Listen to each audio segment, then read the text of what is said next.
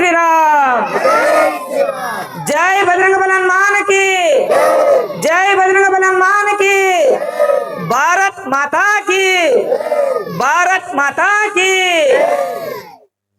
68వ వారం ఇక్కడికి వచ్చినటువంటి భక్తులందరికీ హృదయపూర్వకంగా నమస్కారాలు తెలియజేస్తూ నా యొక్క ప్రసంగాన్ని ప్రారంభిస్తున్నాను.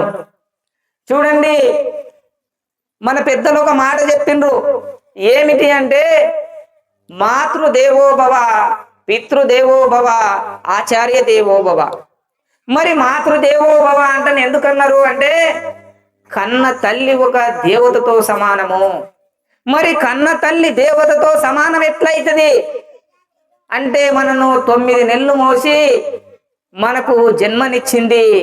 మనము చిన్నగా ఉన్నప్పుడు మలమూత్ర విసర్జన చేస్తే కడిగింది. ఆమె మనకు ఆమె ఆకలి ఒని కూడా మనకు అన్నం పెట్టింది. ఆమె యొక్క శరీరంలో ఉన్నటువంటి ఆ రక్తాన్ని పాలగా మార్చి మనకు ఆహారాన్ని ఇచ్చింది. అటువంటి శక్తి పూరితమైనటువంటి వ్యక్తి ఎవరయ్యా అంటే అమ్మ. అమ్మకంత గొప్పతనం ఉంది. అంటే దైవం కంటే కూడా గొప్పది మన అమ్మ. మరి అంత గొప్పదైనటువంటి అమ్మను చాలా మంది పిల్లలు ఉంటారు, అమ్మని కూడా కేర్ చేయరు, అమ్మని తిడతా ఉంటారు, అమ్మని ఇబ్బంది పెడతా ఉంటారు. అమ్మ చెప్పినట్లు విన్నారు, అమ్మోడు చెప్తే వీరోడు చేస్తారు, అల్లరి చేస్తారు, లొల్లి చేస్తారు, ఈ సామాన్ కావాలి, ఇది కావాలని మారం చేస్తారు. అమ్మని కదా మీకు జన్మనిచ్చింది, అమ్మని కదా మీ పోషణ చూసింది, అమ్మే కదా మీకు అన్ని విధాలా సపర్యాలు చేసింది. అమ్మ చెప్పినట్టు వినాలి, అమ్మ చెప్పినట్టు నడుచుకోవాలి, అమ్మ చెప్పినట్టు చదువుకోవాలి, అమ్మ చెప్పినటువంటి మాటకు మీరు కట్టుబడి ఉండాలి. అమ్మకు, భగవంతునికి మనం ఎంత విలువిస్తామో అమ్మకు కూడా అంత విలువ ఇయ్యాలని చెప్పేసి ఇక్కడికి వచ్చినటువంటి పిల్లలకు అందరికీ తెలియజేస్తా ఉన్నా. మరి అదే విధంగా చూడండి, మనం పెద్దవాళ్ళమైన మన అమ్ములు ముసలోళ్ళు అయినరు. అమ్ముళ్ళని మనము రోజు తిన్నవా అమ్మ, తినలేవా అని వాళ్ళ యొక్క బాగోగులు చూడాలి. వాళ్లకు బట్టలు ఉన్నాయా లేవా వాళ్ళకు చూడాలి. మనం కూడంగలకు తాండ్రకు పోయినప్పుడు వాళ్ళు తినేటటువంటి వస్తువులు, పండ్లు, ఫలాలు తెచ్చి పెట్టాలి. ఎందుకంటే వాళ్ళు ఎంతో కష్టపడితేనే మనం ఈ రోజు గీడ ఉన్నాం. వాళ్ళు ఎంతో కష్టపడితేనే మనం ఈ రోజు మనుషులుగా బతకగలుగుతున్నాం. వాళ్ళే లేకపోతే మనము లేము. కాబట్టి మనం కూడా మన తల్లిదండ్రులకు మనం వాళ్ళకు గౌరవించాలి, వాళ్ళకు మంచి సపర్యాలు చేయాలి. కోడలు ఉంటే కూడా వాళ్ళ బట్టలు ఉతకాలి, వాళ్ళకు మంచి అన్నం కానీ, తర్వాత వాళ్ళకు అన్ని సేవలు మనం చేయాలి.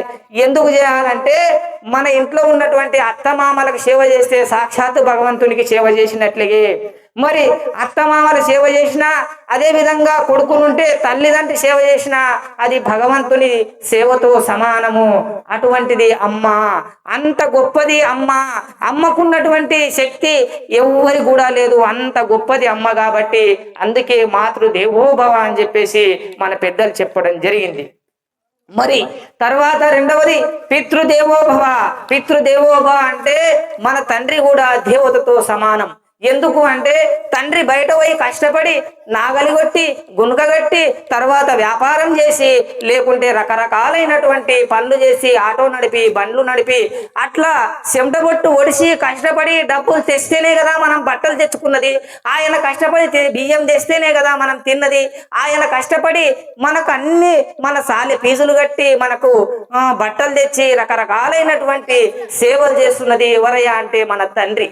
మరి అదే విధంగా పెళ్ళిడికి వచ్చిన తర్వాత మనకు పెళ్లిళ్ళు చేయాలన్నా, బంగారం కొనాలన్నా, తర్వాత ఇతరత్ర వస్తువులు కొనాలన్నా, మిమ్మల్ని చదివించాలన్నా, చదువులు చదివించాలన్నా, అదంతా కూడా చూసుకునేది తండ్రి. ఆ తండ్రి లేకపోతే మన జీవితం అంతా అంధకారం అయిపోతుంది. మరి ఈ రోజు చూడండి, తండ్రి లేని పిల్లలకు తెలుస్తుంది తండ్రి యొక్క గొప్పతనం, అమ్మ లేని పిల్లలకు తెలుస్తుంది అమ్మ యొక్క గొప్పతనం. అంటే తండ్రికి అంత గొప్ప శక్తి ఉంది. తండ్రి లేకపోతే మన జీవితం అంతా శూన్యమైపోతుంది. ప్రతి దానికి తండ్రి తోడ్పడతాడు. కాబట్టి తండ్రిని కూడా దేవునితో సమానంగా మనం చూడాలి. మరి చూస్తారుగా పిల్లలంతా మీరు, తండ్రి ఇప్పుడు చాలా మంది ఏముంది అంటే, ఆ సినిమా హీరోలు వాళ్ళు వీళ్ళు ఫేవరెట్, వారి ఫేవరెట్ కాదు. మన కష్టం వచ్చినా, మనకు జ్వరం వచ్చిందంటే హాస్పిటల్ దొరికిపోయేది తండ్రి, మన స్కూల్కు ఫీజులు కట్టేది తండ్రి, మనకు అన్నం తెచ్చిపెట్టేది తండ్రి, మనకు పనులు తెచ్చిపెట్టేది తండ్రి, మన బాగోగులు చూసేదంతా తండ్రి. కాబట్టి అందుకే పితృదేవోభవ అన్నారు. తర్వాత మూడవది ఆచార్య దేవోభవ. ఆచార్య దేవోభవ అంటే ఆచార్యుడు అంటే ఎవరు? గురువు. ఆచార్యుడు అంటే ఎవరు ఒకసారి చెప్పండి. ఆచార్యుడు అంటే గురువు. గురువు మనకు సాలి చెప్పి మంచి విషయాలను మనకు తెలియజేసి అటువంటి ఆ గురువు ద్వారానే మనం రేపన్నాడు జ్ఞానం పొందాలన్నా, ఆ గురువు ద్వారానే మనము తెలివివంతులం కావాలన్నా ఒక గురువు ద్వారానే సాధ్యమవుతుంది. మరి మీ టీచర్లంతా కూడా ఒక దేవునితో సమానం. ఎవరు? మీ గురువులు గాని మీ టీచర్లు గాని అందరూ కూడా ఒక దేవునితో సమానం. అదే వాళ్ళు అంత శక్తి వాళ్ళ లోపల ఉన్నది. మరి చూడండి, మరి గురువు అంటే మీరు పిల్లలు ఉన్నారు కదా, ఈ స్కూళ్ళల్లో చెప్పేటటువంటి గురువులే గురువులా కాదు. ఆధ్యాత్మికంగా కొన్ని మంచి విషయాలు చెప్పేటటువంటి వ్యక్తులు ఎవరైనా సరే వాళ్ళందరూ కూడా గురువుతో సమానం. గురువు కూడా భగవంతునితో సమానం. ఈ రోజు సత్సంగంలో ఈ చిన్ని విషయాన్ని తెలియజేస్తూ నాకు ఈ చిన్ని అవకాశాన్ని కల్పించిన మీ అందరికీ కూడా హృదయపూర్వకంగా నమస్కారాలు తెలియజేస్తూ సెలవు తీసుకుంటున్నాను. జై శ్రీమన్నారాయణ. జై శ్రీమన్నారాయణ.